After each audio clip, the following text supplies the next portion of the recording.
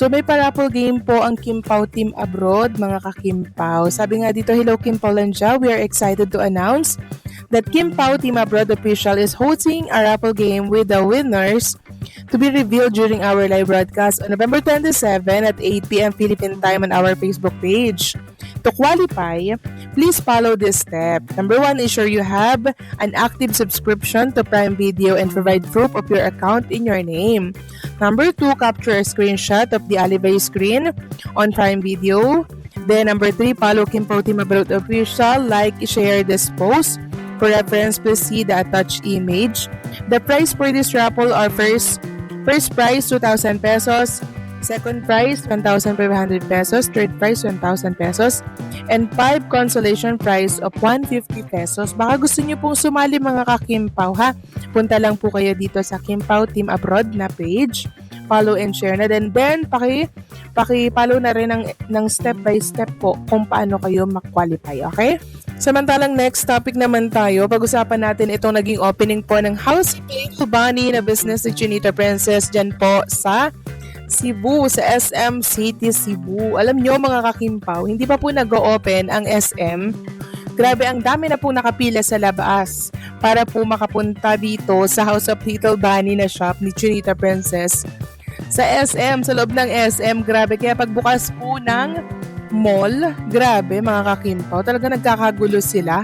Sobrang successful po mga ka-Kim Pao ng naging opening ng House of Little Bunny. Kasama po dito syempre ni Chinita Princess si Twinkle, then itong si JP. So nakakatuwa kasi all out support ito mga kapatid ni Chinita Princess sa kanyang House of Little Bunny na bagong shop. And alam nyo mga ka-Kim Pao, di ba mag-o-open kinabukasan? Meron pong video si Chinita Princess na nakita ako na mangyak-ngyak po siya, no? Kasi itong si JP, yung bunso po nila, mangyak-ngyak din po. Ewan ko, baka na-touch kasi baka hindi makapaniwala. Siguro magkasosyo sila dito mga Kim Pao. Baka hindi makapaniwala na meron na silang store dito sa Cebu. Diba? Mangyak-ngyak siya, tapos sinundan po siya ni Chinita Princess, niyakap po niya yung kapatid niya, na mangyak-ngyak na rin po si Chinita Princess. Then, gawa kasi ni JP. Emotional po si Kim Chu, kasi syempre mga ka-Kim Pao, panibagong blessings na naman po itong nabuksan.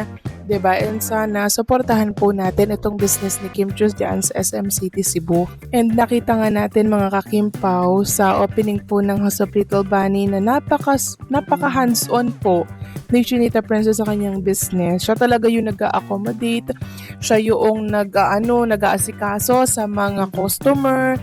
Grabe, nakaka-proud naman si Kim Chu. Parang lang siya, parang yung normal na lang na tao, no, mga Kim Pao. Ganun, parang pinapakita niya na hindi siya artista ngayon. Kasi napaka down to earth niya mga ka-Kim Pao. Hindi siya mahirap pakitunguhan or pakisamahan. Hindi po siya nakakailang, in short mga ka-Kim Pao. Talagang pag nakita mo siya, hindi ka mahihiyang lumapit kasi very approachable po ni Chinita Princess. Unlike po sa ibang artista, di ba, na parang nakakahiyang lumapit, baka maisnab ako, pero si Kim Chu, iba po siya.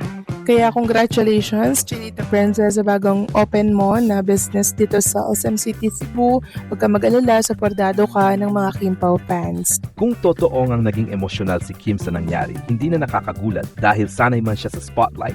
Iba pa rin kapag sabay-sabay ang pressure at biglang dumadagsa ang tao para makita siya. Si Kim kasi kahit ilang dekada na sa industriya, nanatiling humble, approachable at totoong tao. Kaya kapag dinumog siya, ramdam mo rin yung overwhelming energy na natatanggap niya. At yung part na dinumog at pinagkaguluhan, aba, hindi ito basta hype. Ibig sabihin, solid ang fanbase, mataas ang suporta, at malakas ang impact niya ngayon, lalo na't sunod-sunod ang buzz tungkol sa kanya at kay Paulo. Kapag magkasama sila, automatic may commotion, as in literal na nagiinit ang social media at on-ground energy. Pero ang pinaka-heartwarming dito, Paulo, suportado ang business ni Kim. Iyan ang nakakakilig at nakakataba ng puso. Hindi lang sila basta on-screen partners, kundi may off-cam support system na malalim. Iba yung vibe kapag may taong naniniwala sa'yo, proud sa ginagawa mo, at willing tumayo sa tabi mo habang sinusyo ka ng tao. Para bang ipinapakita nito na hindi lang trabaho ang koneksyon nila. May genuine care at admiration. May respeto at partnership, personal man o professional. Kaya hindi nakakagulat na emosyonal si Kim. Yung combination ng pressure, love ng fans, at quiet but powerful support ni Paulo, kahit sino, matutunaw at maantig. At honestly, kung ganito palagi ang dynamics nila ngayon, public support, private care, at shared goals, hindi nakapagtataka kung bakit sobrang lakas ng Kim Pao fever at tuloy-tuloy ang spotlight nila hanggang 25. Kung ganito ang nangyari, hindi nakapagtataka na naging emosyonal si Kim. Dahil ilang beses na niyang napatunayan na kahit sanay na siya sa spotlight, tao pa rin siya na marunong ma-overwhelm, ma-touch, at ma-appreciate sa mga taong nagmamahal at sumusuporta sa kanya. Imagine mo yung eksena. Dinumog siya, pinagkaguluhan, halos hindi makadaan. Pero imbes mairita o ma-stress, ang nakita ng mga tao ay yung totoong kabaitan ni Kim. Nakangiti pa rin, nagpapasalamat, at sobrang humble. Doon mo makikita kung bakit hindi bumibitaw ang fans sa kanya. May sincerity, may puso, at may respeto sa mga taong nag-effort para makita siya. Tapos biglang papasok ang twist. Paulo, suportado ang business ni Kim. Dito talaga nagkakilig avalanche. Sa industriya na mabilis magbago ang mundo, bihira yung partner o kaibigan na hindi lang sumusuporta sa on-cam projects mo, kundi suportado ka rin sa personal mong mga pangarap, tulad ng negosyo. Iba ang level nun. Ibig sabihin, may tiwala siya sa kakayahan ni Kim. Proud siya sa ginagawa nito. Gusto niyang maging bahagi ng growth niya. Nandyan siya, tahimik man pero consistent. At kapag naramdaman yun ni Kim, hindi talaga maiwasang ma-emotional.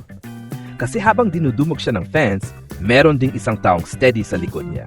Hindi para sa publicity, kundi para sa totoong suporta. Kaya kung bakit ang daming nagsasabi na may ibang level ang Kim Pao connection ngayon. Ito na yon, mutual respect, genuine support, at unspoken partnership na hindi mo makukuha sa kahit anong scripted moment. At sa bawat ganitong pangyayari, lalo lang lumalalim ang kwento nila sa mata ng publiko. Parang bawat appearance nila, may nadaragdag na bagong chapter, bagong kilig, bagong dahilan para paniwalaan silang dalawa, whether magka-love team man or may mas malalim pa. Sa dulo, isang bagay ang malinaw. Kim is loved and Paulo is there. Quiet but strong, steady but sure. Ang masasabi ko sa balitang ito, sobrang bagsik at puno ng emosyon ang nangyari. Mukhang malinaw na lumalakas pa lalo ang presence ni Kim sa public dahil hindi biro ang dinumog at pinagkaguluhan na level. Ibig sabihin, sa kabila ng tagal niya sa showbiz, hindi kumukupas ang hatak niya. Sa halip, lumalakas pa dahil sa mga recent projects, buzz, at lalo na sa connection niya kay Paulo na hindi matawaran ng suporta. Pero ang pinaka-striking dito ay yung part na Kim, emotional sa nangyari. Minsan kasi kahit gaano ka kasikat, kapag nakita mong ganito ka tinatangkilik ng tao, natatamaan ka talaga sa puso. Nakaka-overwhelm, nakataba ng puso, at minsan napapaluwa ka sa saya, gratitude at pagod na halo-halo. Tapos dadagdag pa yung steady support ni Paulo sa negosyo ni Kim. Iba yon. Hindi lang siya present bilang ka-love team o ka-work, kundi totoong sumusuporta sa personal na growth ni Kim.